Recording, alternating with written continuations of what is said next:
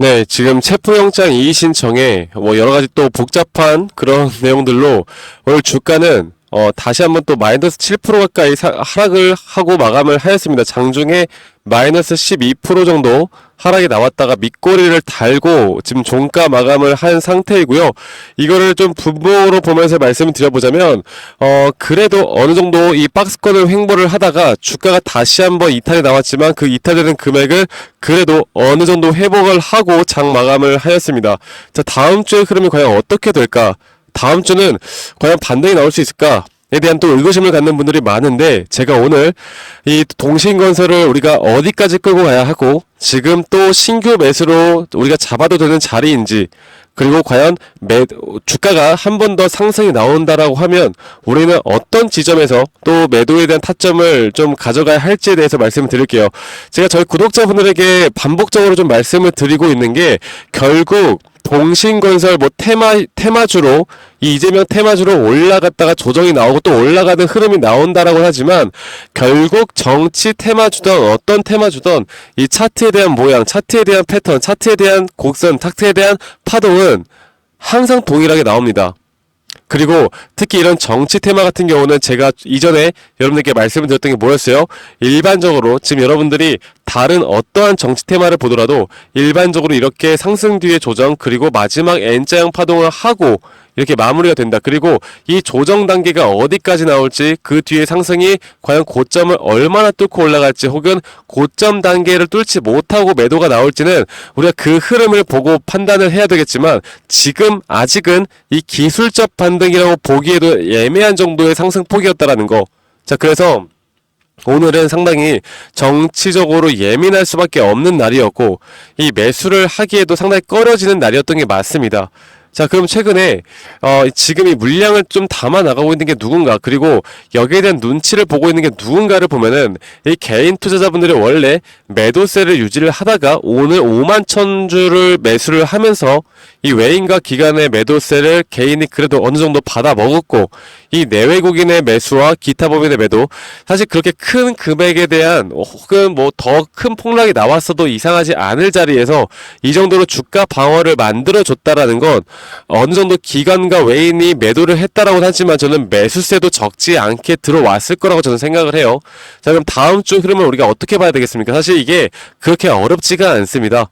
그리고 저희 구독자분들에게도 지금 고점과 저점이 계속 너무나 명확하게 나오고 있는 종목이기 때문에, 또 조정에 대한 비율이 세력들이 이런 기술적인 부분들을 보고 이 매수와 매도를 해 나가고 있기 때문에, 우리가 그 흐름만 파악을 하면, 여러분들 뉴스나 기사에 또 너무 목매지 않아도 충분히 동신건설을 우리가 고점에서 매도를 할 수 있다라고 말씀을 드리고 있죠. 네. 그래서 혹여나 이 동신건설 기업의 매출이나 영업이익 이런 거 보고 투자하시는 분들은 없죠. 저 이거는 무조건 테마로 우리가 한번 고점에서 매도를 한 뒤에 아마 또 헌법재판이나 앞으로 대선이 또 남아있을 텐데, 그 전까지는 또 깊은 하락이 나올 가능성이 크다라는 거. 그래서 지금부터 나오는 상승폭의 이 매도 타점이 얼마나 중요한지에 대해서 제가 계속 강조를 드리고 있습니다. 자, 그러면 제가 여러분들에게 가장 강조 드리고 있는 거 또 뭡니까? 차트에 대한 파동적인 부분들을 또 봐야겠죠. 지금 가장 중요하게 제가 여러분들께 설명을 해드리고 끌고 가고 있었던 게 뭐였습니까?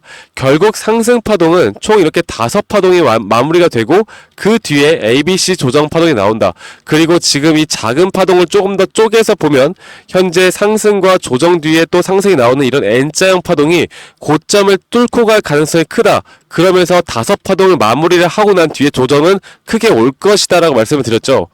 자, 그리고 최근에 이 고점에서 제가 여러분들께 매도를 드렸던 이유는, 지금 이렇게 주가가 쭉 올라가면서 이 과매수 구간이 거의 100포인트 가까이 올라갔습니다. 그리고 이런 구간이 왔을 때 여기에서 주가가 한 번 더 고점을 뚫고 올라갔지만, 오히려 이 매수 세기가 약해지는 구간이 나왔죠. 그래서 여기서 매도 타점이 한번 나왔었고, 분할 매도 관점에서 우리가 여기에서 또 매수 타점이 한번 나갔습니다. 자, 그 근거를 말씀드려야 여러분들이 믿으시겠죠. 자, 볼게요.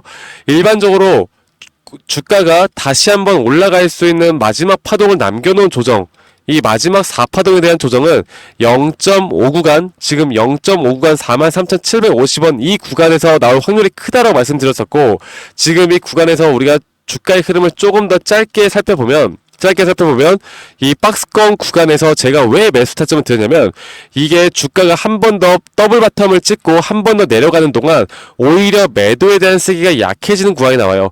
이런 구간에서는 80%가 넘는 확률로 다시 상승으로 돌아설 수 있는 타점이 되기 때문에 제가 여러분들께 매수 타점을 드렸습니다. 자, 그리고 앞으로 우리가 또 해야 될 건 뭡니까?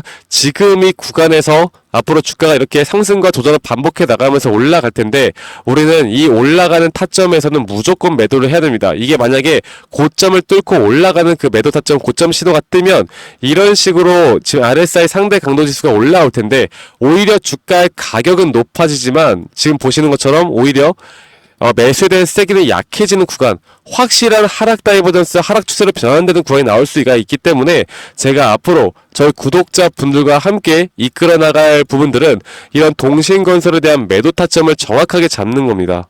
아시겠죠?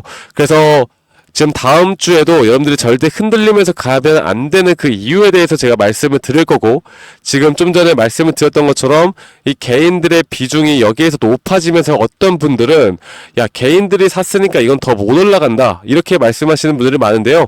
여러분들 이런 테마주에 대한 형식으로 흘러가는 종목들은 개인들의 수급도 우리가 순수하게 진짜 우리와 같은 개인들의 수급이라고 생각하시면 안 돼요. 차명 계좌를 이용한 큰 돈이 들어오는 경우도 상당히 많습니다. 아시겠죠? 그래서 주말 동안의 내용들을 제가 다 정리를 해서 또 여러분들과 함께 이 동신건설에 대한 타점을 저와 함께 이끌어 가시면서 여러분들 대응을 하다 보면은 저는 충분히 더 좋은 결과 여러분들이 분명 만들어 드릴 수 있다 말씀드리겠고, 제 구독자분들과 제가 함께 해 나갑니다. 구독, 좋아요 한 번씩만 꼭 눌러주시고요.